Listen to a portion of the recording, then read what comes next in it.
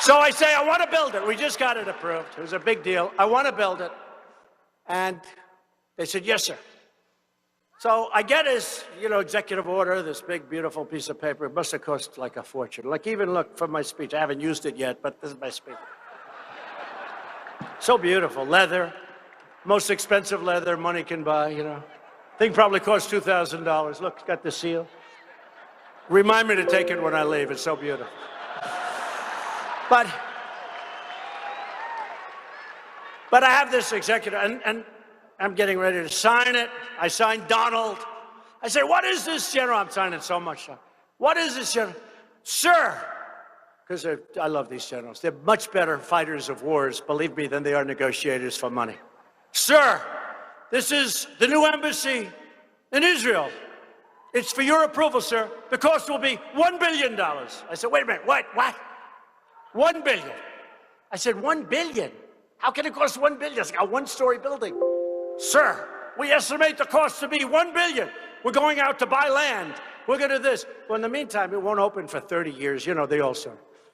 So I called my head, my great diplomat, my representative, David Friedman, right, to Israel from... All right, welcome to Hannity. We have an amazing show tonight, but as you can see, the president is on a roll. He's in Nashville, Tennessee. We continue with the president's rally there. On building an embassy, I just can't. Not that the country can't, I just can't do it up here. Mentally, I can't do it. It's like a one-story building. They want to go out and overpay for a piece of land that's in a bad location, like they did, by the way, in London before I got there. I said, David, I can't do it. Now, David was a great lawyer, great businessman, very successful, one of the most successful lawyers. He said, let me look into it. He calls me back 2 days later and says, sir, what? Sir, we can build the embassy for $150,000. Now, you got to say, I'll think. That's a big difference. I said, what are you talking about, 150? He said, we can build the embassy, sir, for 150. We have the best piece of land that we already own. We have a building on that piece of land. It's set back. It's a very big piece, many acres. It's in the best location. And what I want to do, sir, is take the corner of that big, beautiful building and carve it up, and we can build an embassy for $150,000. So you know what I told him? I got a little extravagant. I said, David, make it for $400,000, okay? So think of it. So we opened up, and here's the other thing. And sir, we can have the embassy built in about 3 months. I said, 3 months, as opposed to 20 years. So here's the deal. $1 billion, land we don't own, will take forever to get it open. It'll never open. And then in addition to all of the people will try and stop you, and that's $1 billion, as opposed to a better location for $400,000. I said, spend more, please. Sometimes something can cost so little, it's ridiculous, right? So we opened it. It is totally beautiful. The finest stones, the finest marbles, the best location. It's open. It opened in 4 months after we started building. We had the dedication ceremony. But that's government. By the way, I could tell you 100 stories like that. These stories are crazy. So instead of spending $1 billion and not having it for 20 years, we spent $400,000 and it opened up in a few months. Is that good? Is that a good story? And I think it probably is better. Somebody said, well, it won't be. I said, yeah, I think the big difference is probably better, okay? So those are the stories. But in order to ensure the other big move, the Iranian regime never obtains nuclear weapons, I withdrew the United States from the horrible one-sided Iran nuclear deal 3 weeks ago. Instead of apologizing for America, which we always do, we are finally standing up for our great country.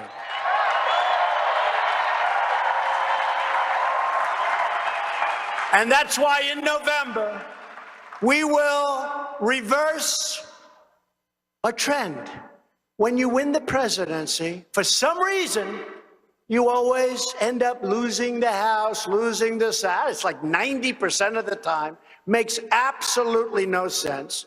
But I think what happens is you get complacent. You worked, all of you people in this room, some of you are friends of mine, some of you I recognize, but you work so hard in Tennessee, they're working hard all over the country, and you win. And now you sit back and you relax. That's the worst thing can happen. Because all of a sudden you have another election. And this election is a very important one. This is a really important election. So you have to get out. We need Marsha Blackburn to win.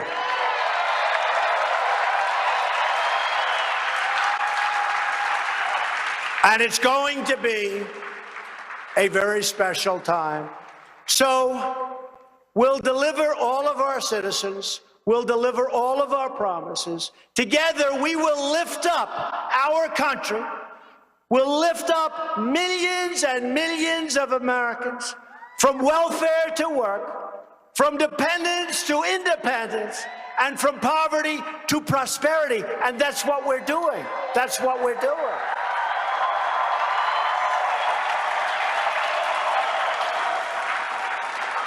Remember when I'd make a speech and I'd talk about African American and I'd say highest crime rate, bad education. I'd go like 10 points.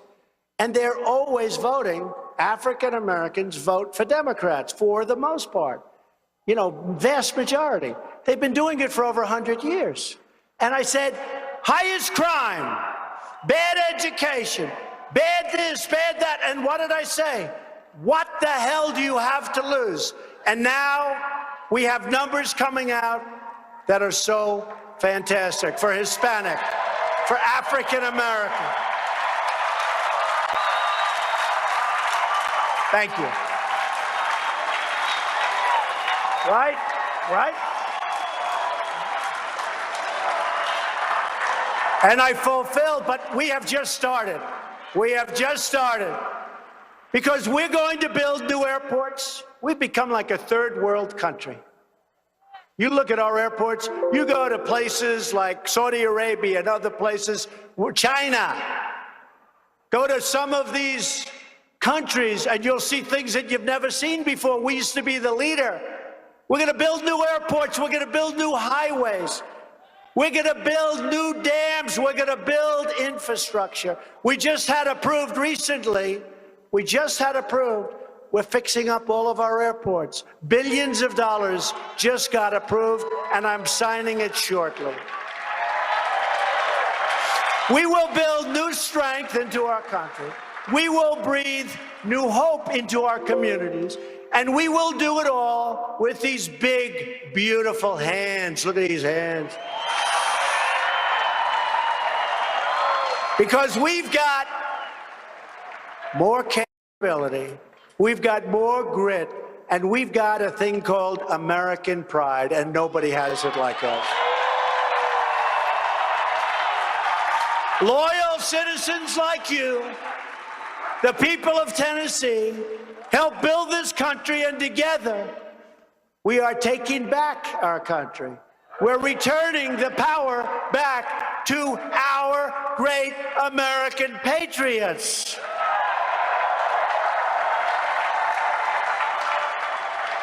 This great state was forged through the sweat and courage of tough frontiermen and strong frontier women who braved the elements and defied the dangers to carve out a home in the wilderness. Not easy. Generations of proud, patriotic Tennessee pioneers. These are incredible people. Your relatives who love their families, love their country, and love their God made this beautiful state into their beloved home.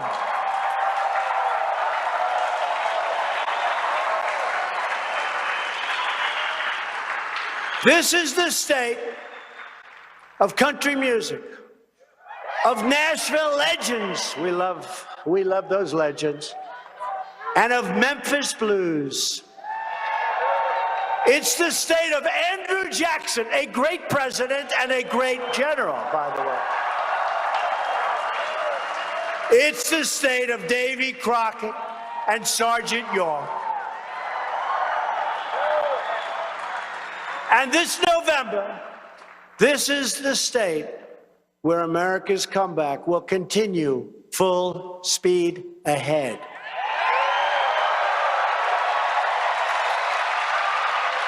We stand on the shoulders of American heroes who have what we have done. We have beaten empires. We have tamed continents. We've triumphed over the worst evils in history.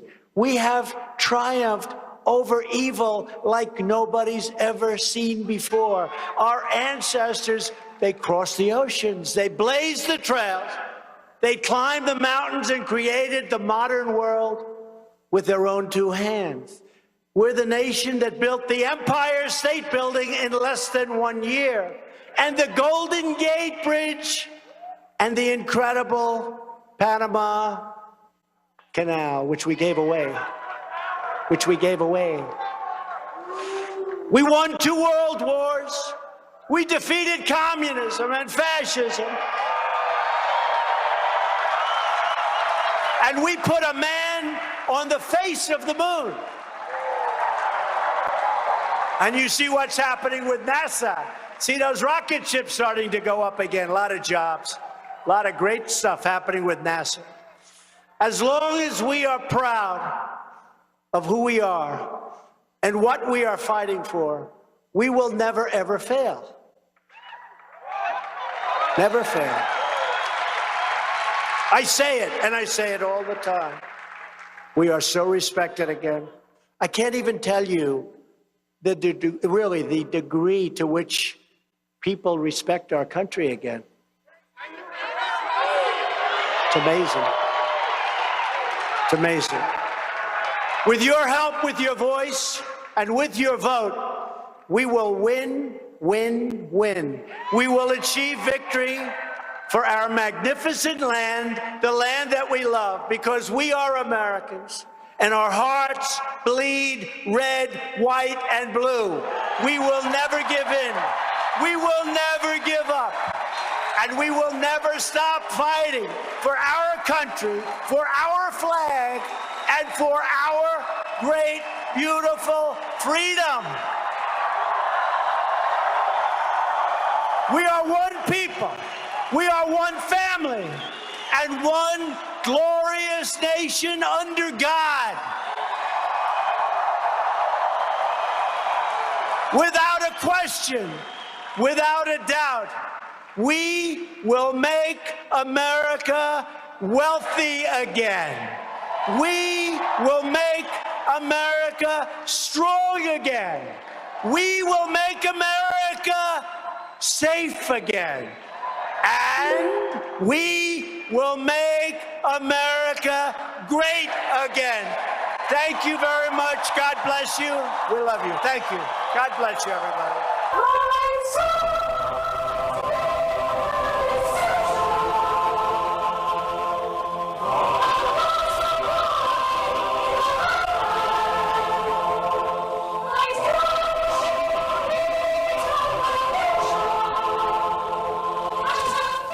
All right, there you see the president wrapping up a massive rally in Nashville, Tennessee. We've got a ton of highlights we'll bring you throughout the hour.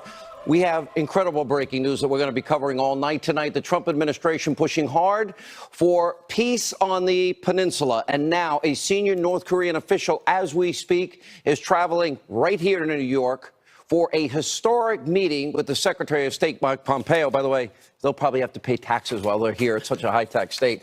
Meanwhile, of course, destroyed Trump media openly mocking the president's negotiations with Kim Jong-un. And guess what? They're all but ignoring the Trump administration's massive diplomatic success here, including freeing the American hostages from all over the world. We're going to show you the worst of the worst at how corrupt your biased media is tonight. Also, we have Robert Mueller's out-of-control Russia probe has now lost any sense of legitimacy, and will explain. And according to reports, Obama's Justice Department, they utilized at least one informant to spy on multiple Trump campaign officials and associates during the 2016 election. And by the way, the media is lying about it. Now, also, Robert Mueller has allegedly weaponized the information collected by the informants, spies, in order to target President Trump and those connected to his campaign. I think one of the funniest moments tonight. By the way, if you're here as a spy, just let me know. Please put your hand up. And he's dragging out, by the way, the investigation. He wants to derail many pro-Trump Republicans in the midterms. We'll explain the president's tweet from earlier. And, of course, the media doesn't get it. And they are running for full cover for Robert Mueller, downplaying this illicit deep state spying scheme, the biggest abuse of power, the biggest corruption scandal in American history. Also, liberal activists all across the country were publicly embarrassed this week after they were caught pushing a salacious fake story about President Trump putting illegal immigrants in cages. Well, it turns out that actually was under Obama's administration. And finally, we'll bring you all the latest on Roseanne, canceled by ABC after Roseanne Barr's incendiary comments. Sit tight, buckle up. Tonight's very important breaking news opening monologue is next. All right, you just saw the president gave a rousing speech in Nashville, Tennessee during a campaign push for Senate candidate. Friend of the show, Marsha Blackburn, ahead of the midterm elections. We're going to play you some of the best moments of this rally throughout the show. But first, as the president's historic talks now with Kim Jong-un weigh in the balance. Now, despite what you are hearing from the left-wing media in this country, we have full reason to believe and be hopeful about the potential upcoming talks with North Korea. Tomorrow, the Secretary of State, Mike Pompeo, he is set to meet with a high-ranking North Korean official in New York City, now the most senior official to visit the United States in nearly 2 decades. A massive development and only the latest sign that these historic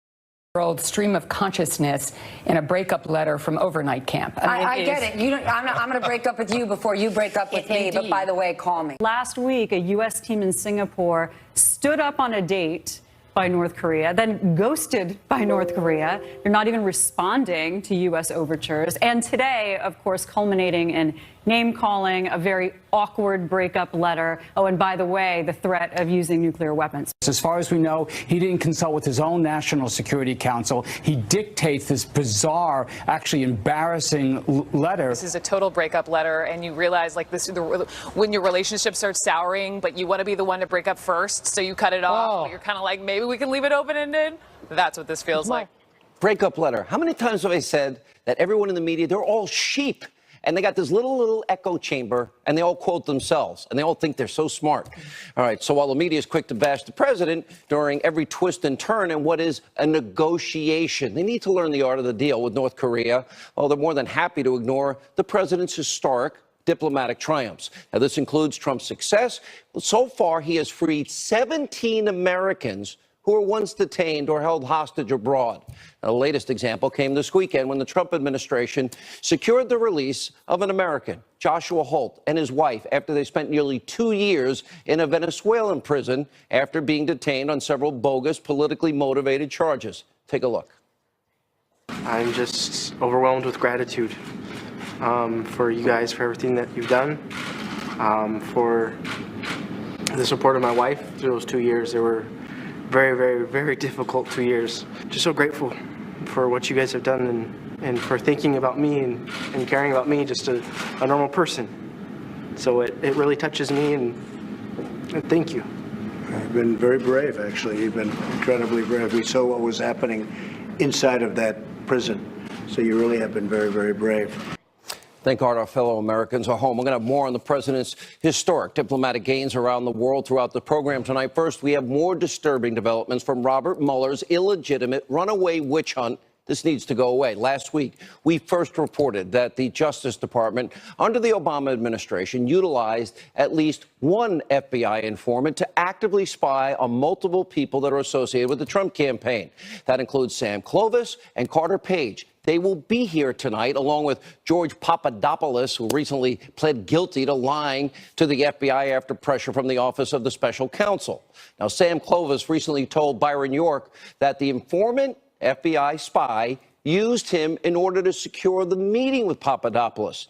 Meanwhile, former Trump campaign aide Michael Caputo, he also, all three of these guys that were approached by the spy will join us tonight. And, of course, Caputo's claiming that he was approached by multiple government informants during the 2016 election. Imagine for a second if there were spies in Hillary's campaign and she did do a deal for Russian propaganda. Take a look. Let me tell you something that I know for a fact. This informant, this person that they tried to plan into the campaign and even into the administration, if you believe Axios, he's not the only person that came at the campaign. And the FBI is not the only Obama agency that came at the campaign. I know because they came at me. And I'm looking for clearance from my attorney to reveal this to the public. This is just the beginning. Now, even former Assistant U.S. Attorney from the Southern District of New York, Andy McCarthy, he's backing up some of these claims in an article entitled "The Obama Administration's Hypocritical Pretext for Spying on the Trump Campaign." And in the article, McCarthy writes, quote, "The Obama administration decided to use its counterintelligence powers to spy on the Trump campaign using at least one covert informant, electronic monitoring of communications, and other intelligence gathering tactics. It ignored the norm against deploying such tactics against political opponents, not based on evidence of a Trump-Russia criminal conspiracy, but on speculation about the Trump campaign's Russia contacts and Russian sympathies." How many times have I said they're weaponizing the powerful tools of intelligence? Now, of course, this illicit, this unprecedented spying is now being used by Team Mueller to malign President Trump and everybody else around him. Hours ago, the president raised another pressing concern surrounding the ongoing Mueller witch hunt. He tweeted out, quote, "The 13 angry Democrats, plus people who worked 8 years for Obama, worked on the rigged Russian witch hunt, will be meddling with the midterm elections, especially now that Republicans, stay tough, are taking the lead in the polls. There was no collusion except by the Democrats." Now, the president raises an important concern, especially given the new revelations surrounding what the president is calling, rightly, Spygate. And, of course, the mainstream media, they are providing cover for Team Mueller as they actively are rooting for the special counsel investigation to find something, to find anything on this president. And as you can probably imagine, the media has been doing everything in its power to downplay what is the single biggest abuse of power corruption scandal in American politics and history. And by the way, you have an administration using the Justice Department to spy on an opposing political party during a presidential election, using bought and paid for, the other campaign, in this case Hillary Clinton, using her bought and paid for, funneled money through a law firm to Fusion GPS to hire a foreign national to get Russian lies that even he says in an interrogatory in Great Britain, maybe 50-50 at best, raw intelligence, to then get a warrant by lying to a FISA judge in an original application and 3 subsequent applications and not telling any of the judges that Hillary paid for it. Take a look at how the biased press is trying to brush aside this huge, massive national abuse of power corruption scandal. I have an aversion to the use of the word spy, but let's just, for the sake of discussion, use that term, which conventionally means the use of tradecraft, using a formally trained officer who would mask identity, who would attempt to recruit. So none of the classical attributes of spycraft, if I can use that term, were present here. This is the most benign form of information gathering. So to characterize it as a spy or Spygate is, of course, part of the narrative. And it's directly antithetical to what I actually said. At various times, Trump has seemed attracted to conspiracy theories. There's obviously much remarked upon looseness with the truth and the lies, et cetera, but the obsession with conspiracy theories and tall tales, as you say, Joe, dates back for a long time. I think the point right now, though, is that he's using them to a particular kind of political effect. Heileman's a liberal hack, and Clapper is a known liar. We're going to have much more on the spying scandal and the complicit media's cover-up all throughout the show. Now, let's turn to a story that left many on the left totally embarrassed over the weekend. Remember this picture circulated online showing illegal immigrants being detained in a chain link cage? And, of course, many on the left became outraged, just outraged, quickly accusing the Trump administration of massive human rights violations. You have activist Sean King said that children of immigrants being held in cages like dogs. And Linda Sarsour, remember her? Oh, yeah, she's chimed in, hashtagging, "We are our children." What Sarsour, King, and yes, your friends in the media failed to realize is, let's put those pictures back up. Those pictures were taken in 2014. Barack Hussein Obama,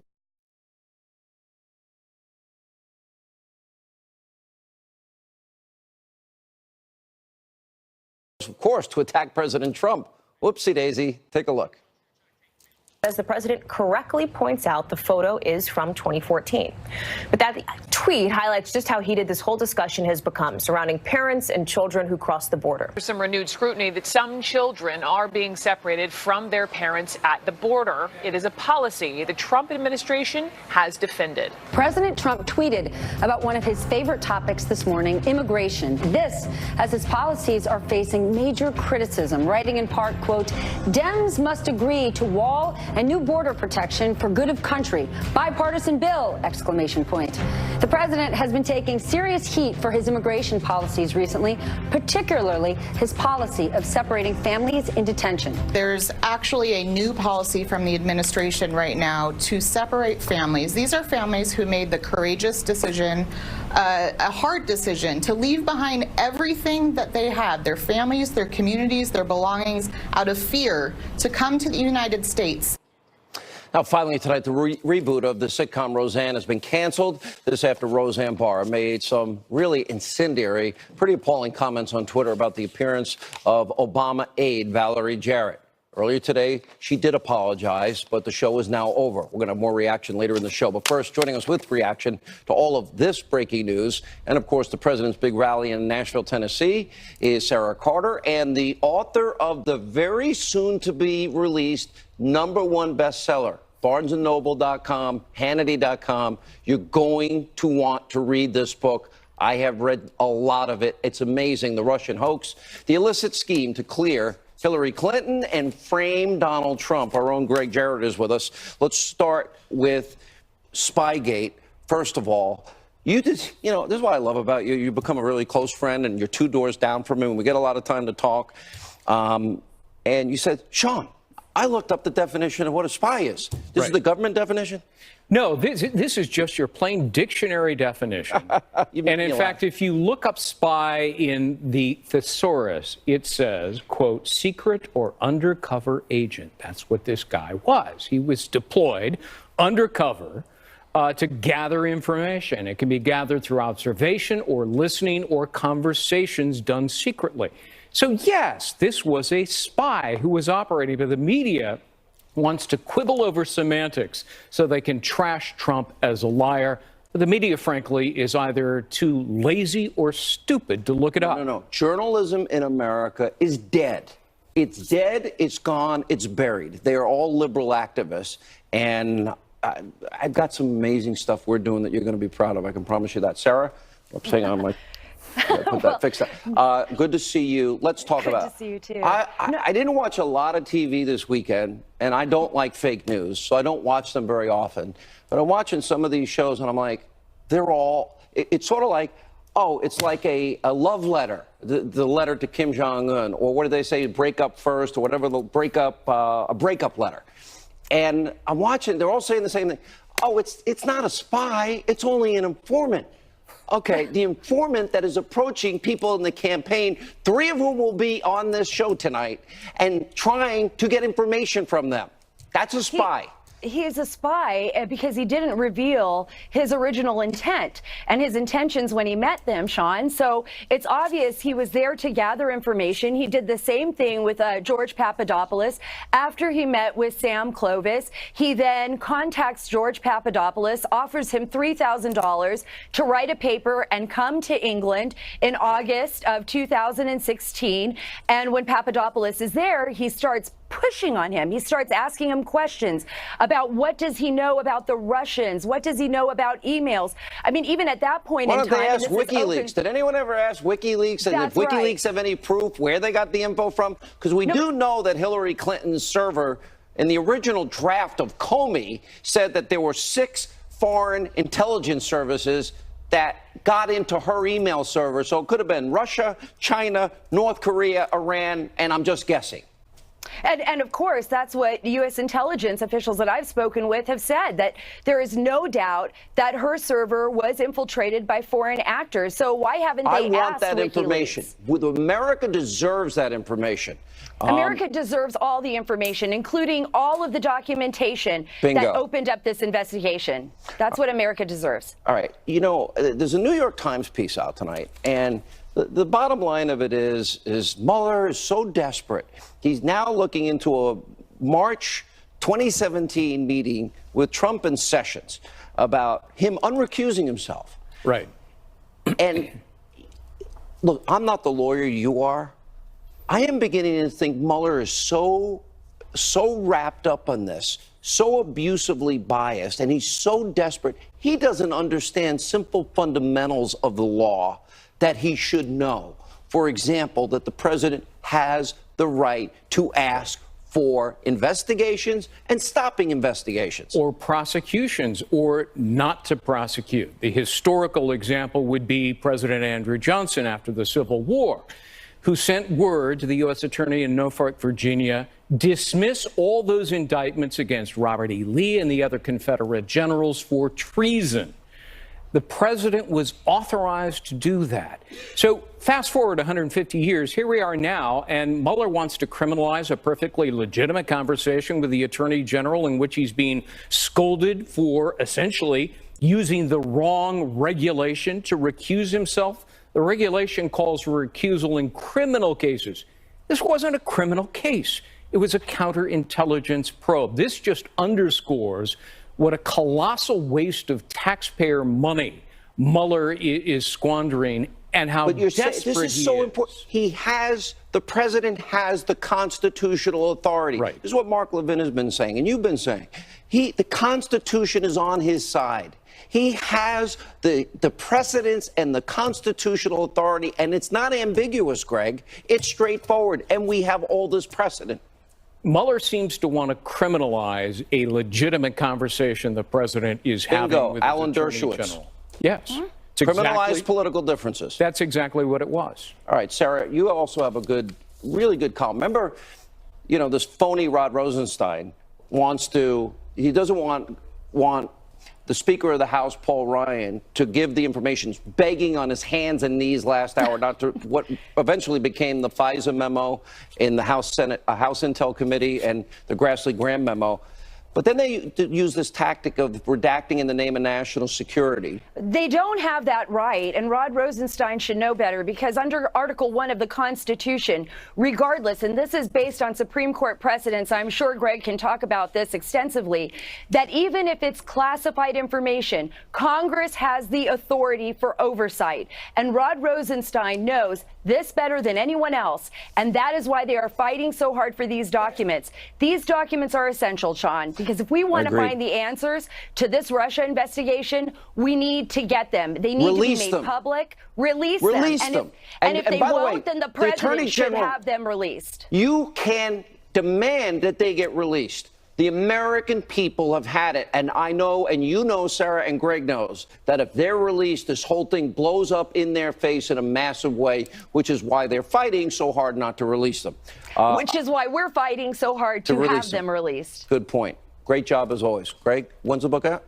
It's coming out in about 6 weeks. You can pre-order it. Can't you release it sooner? Faster. Let's call up HarperCollins and see if they can move it up. Yeah, tell them to get their ass in gear. I agree. Absolutely. Okay. All right. Our company owns HarperCollins, just in case. Yeah, get moving. All right, tonight during his rally in Nashville, the president spoke about Spygate, as we've been discussing. Take a look. So how do you like the fact they had people infiltrating our campaign? Can you imagine? Can you imagine? Can you imagine people infiltrating our campaign? Is there anybody in this big, beautiful arena right now that's infiltrating our campaign? Would you please raise your hand? That would take courage, huh? Now, look, you take a look at what's going on. Never in the history of our country has something taken place like took place during this election. All right, joining us now exclusively, 3 people whose lives have been severely and harshly impacted by Robert Mueller and his pit bull, Andrew Weissman's witch hunt. You have former Trump campaign chairman Sam Clovis, former Trump campaign aide Michael Caputo, former Trump campaign associate Carter Page. All right, good to see you all. Let me ask you all a simple question, and I'll turn to you, Carter, first. Were you spied upon? Well, did a spy approach you? I'm not sure, Sean. And, you know, there are 2 parts of the fake DNI report of January 6, 2017. First is hacking, and we know I've been hacked eventually. And the other part is don't know. I want to make sure people know. This is the Trump campaign associate. This is the guy that they used the Clinton bought and paid for phony Russian dossier with Russian lies to get a FISA warrant to spy on an American. You're it. They lied to those courts 4 times. And Rod Rosenstein signed off on one of them, the last one, which makes it worse because by then they knew it was they were paid for Russian lies. Absolutely. But, you know, but the other part of the DNI report as well is the fake news government propaganda. And we know now, you know, which led to that FISA warrant. There was Broadcasting Board of Governors, you know, their affiliates. Why were you going to Russia? And why didn't they just say to the FBI in the spring of 2016, why didn't they go to the Trump campaign and say, this guy Carter Page is a Trump? You never met Trump, right? Never. Why didn't they just go to Trump and his campaign and say, this guy is going to Russia, he works for your campaign, we're worried about him? Because there's absolutely nothing to it, and I think they wanted to play Why were you in Russia? Story. Gave a speech, you know, and you didn't get paid for it? 0. Nope. It's been reported you're a former CIA, FBI operative. No, intelligence operative. It's funny. There's a double standard there as well. I've given information to the CIA and FBI. You've cooperated previously. with your country? Absolutely. For the betterment of your country? Absolutely. When you made these foreign trips? You were debriefed? I gave. You don't like these questions, do you? Not really. And I generally try to be very confidential. But you were trying to help. When you were debriefed, you love America. Yes. And you were trying to help your country by meeting with Intel CIA people. They asked for my help, and I did not say no. Absolutely. Okay. Sam Clovis, let's start with you. Yes, sir. You were approached. I won't even mention. I knew who the guy was 2 weeks before, or a long time before they mentioned his name. You were approached by this guy. What did he say to you? What did he want from you? Well, I think what he really wanted was he used Carter Page as a person to gain access to a meeting with me, and we met on the 1st of September in 2016 in Washington, D.C. area. And I think he used me to create an introduction to George Papadopoulos. And I did not know that this individual subsequently met with George. I had no idea about that. But our meeting was totally innocuous. It was so innocuous that I didn't report it up the chain of command at all, and I didn't think anything of it. In fact, I've never opened because he was saying, any of the attachments that were sent to me. I was a policy guy in 3 campaigns. I want Trump to win. He's presenting himself, but meanwhile, he wants information from you. Fair statement? Well, he didn't try to get any information from me. I think what this meeting was about was that they used me as a way to get an introduction to George. He wanted to go to George Papadopoulos, and I think, and he used Carter Page to get to me, and then he used me to get to George. And I really think that was the whole chain of events there, because I really think what the goal was to create a linkage between an affiliate of the Trump campaign back to those emails, and in order to create more probable cause, for FISA warrants, and then also to help create a scandal. And I really do think that was the intent and purpose of what this individual was about. All right, you guys stay right here. This is a very important. I have a very important question for all of you. Michael, I promise I'll get to you when we get back, and all of you. And that is, there's an article with the headline, "How Robert Mueller Ruined My Life." Going to get to that and more as we continue. Stay with us on Hannity. All right, as we continue on Hannity exclusively now, we have Sam Clovis, Michael Caputo, Carter Page, all three of them approached by the spy in the Trump campaign. Mike, tell us your side. When you were approached by the spy, and imagine if this was Hillary's campaign, imagine civil libertarians, imagine the left and the media in this country, how different this narrative would be. Well, I believe I got at least two and perhaps more approaches by individuals who were trying to offer information to the campaign that would have jammed us up in some way, shape, or form. I mean, it's very clear that Sam and Carter were both approached by a spy. I don't care what they call this spy. I mean, human intelligence or whatever. You know, back here in Buffalo, you can call it, elongated cylindrical semolina, but we still call it spaghetti here. A spy is a spy is a spy. Yeah. And that's what it is. And I'll tell you, they've done more than this. They had to have done more than what they did with Sam and and Carter. They had to do a lot more. I mean, in reality, if we had known what they were trying to do to us, we'd have all been like that guy in Goodfellas, you know, watching out for helicopters and tomato sauce all day long. I mean, these guys were going at us from all different angles. I'm convinced. And by the way, what congressman or senator, somebody called them, government contractor? Well, what's congressman or senator? I don't think there's one that if they got a phone call, I've got op research on your opponent, you're going to want to hear this, wouldn't take the meeting. Name one. And anyone that says otherwise is a liar. I don't believe them for a second. All right, here's the bigger picture that I want our audience to fully understand. And we know you nearly lost your house, Michael. The column about you, Carter, that says, "How Robert Mueller ruined my life." Nearly ruined my life. Listen, Sean, it's like what President Trump always said on the campaign trail. It's not about me, it's about us. I think about all of the damage this did to all of our volunteers on our committee. Look at what it did to Sam. You know, this is the first time I've had a chance to be, talking with him in over a year and a half. And, all the support he gave in terms of talking through a lot of these lies that were being put out by the U.S. government and fake media outlets. And leaking, it's like a sieve from that special counsel's office. Absolutely. Yeah. Sam, I don't know. I've read a lot about you.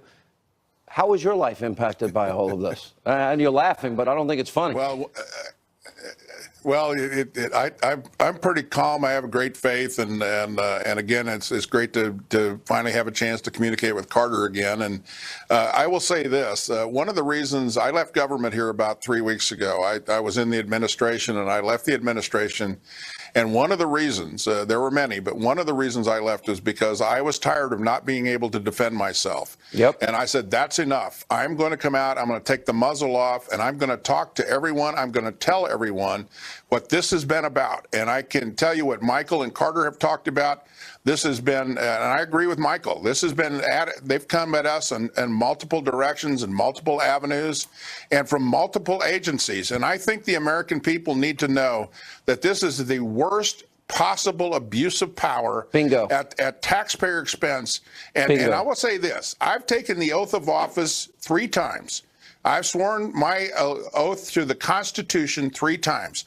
And we have any number of people, many high-ranking people in the Obama administration that took the same oath, and they wouldn't know it if it came up and bit them on the butt. Michael and that's how I Caputo, feel about that. That's a powerful statement. Michael, you nearly lost your house. From what I understand, the American people stepped up to help you. Real quick. They really did, and I'll tell you, if it weren't for the American people, give them the money to pay for my legal fees and more legal fees. I'm starting to pay other people's legal fees. This thing is really outrageous. I mean, you know what? I'll tell you, today I spent photocopying papers about a jealous husband that happened after the election just for Robert Mueller. That's how ridiculous this is. Hope Hicks spent more on lawyers than she did trying to serve her country. Last word, Carter, quick. The Senate should demand that Sam is brought on as the Undersecretary of Agriculture immediately, given everything he's been through. We'll have you guys back. Your story is important. This can't happen in our country. Otherwise, we're the former Soviet Union or Venezuela. We cannot. This is the rule of law, the Constitution, equal application, equal justice under the law. It's all relevant. We've got to end this witch hunt. Dr. Gorka, Dan Bongino next. All right, at his Tennessee rally tonight in support of Senate candidate Marsha Blackburn, President Trump went after Blackburn's opponent, Democratic leadership. This is great stuff. Watch this. He's an absolute, total tool of Chuck Schumer. He's a tool of Chuck Schumer and, of course, the MS-13 lover, Nancy Pelosi. I said they're animals, and she said, how dare you say that? How dare you say that? Have you seen what they've done? Have you seen what they're doing to us? And we're taking them out of our country by the thousands. Out! Joining us now, former Deputy Assistant to the President, Fox News National Security Strategist, Dr. Gorka, NRA TV contributor, former Secret Service agent Dan Bongino. Dr. Gorka, the election, I think, is the biggest, most important midterm. It'll be about taking back the tax cuts. It will be about impeaching this president and undoing an election. And it'll be about a lot of the other things the president mentioned tonight. He talked a lot about the election.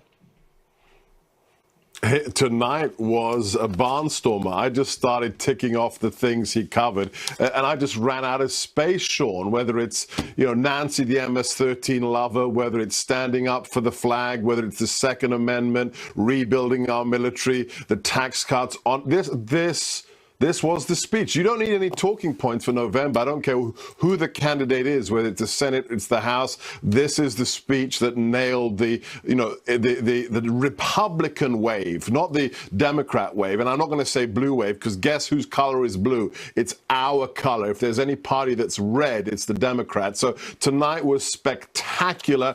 And I don't see what the Democrats have to run on after tonight. Bringing back ISIS, raising your taxes, letting more MS-13 into the country. Tonight was fabulous, Sean. What's your take, Dan? I think this midterm election is the biggest in our lifetime, because knowing what they want to do, that they're saying to each other, yeah, we want to do it, but don't tell the American people. It's like a big lie to the American people. Yeah, you're right, Sean. Listen, if we lose the House, this president will be impeached for nothing. He'll be impeached because he won an election. There will be no serious crimes and misdemeanors. But I thought the line of the night was the MS-13. Again, Sean, this is the gift of Donald Trump. This is the gift of Donald Trump, right? Donald Trump gets the Democrats to show their butts to the American people all the time and show them who they really are. He gets them to defend MS-13, Hamas, and the North Koreans all in the span of the last month. That's your Democrats. That's who they really are. Nice job, President Trump. He's the only one that could have done that. It's so true. And it's like they're on the media, the sheep that they are. Oh, it's like a breakup letter. Well, the breakup letter got, within 24 hours, Kim Jong-un's people, pretty please, little rocket man begging to meet with the president. It's a classic example, art of the deal. All right, thank you both. We got to run a short night tonight because of the speech. When we come back, more Hannity right after this.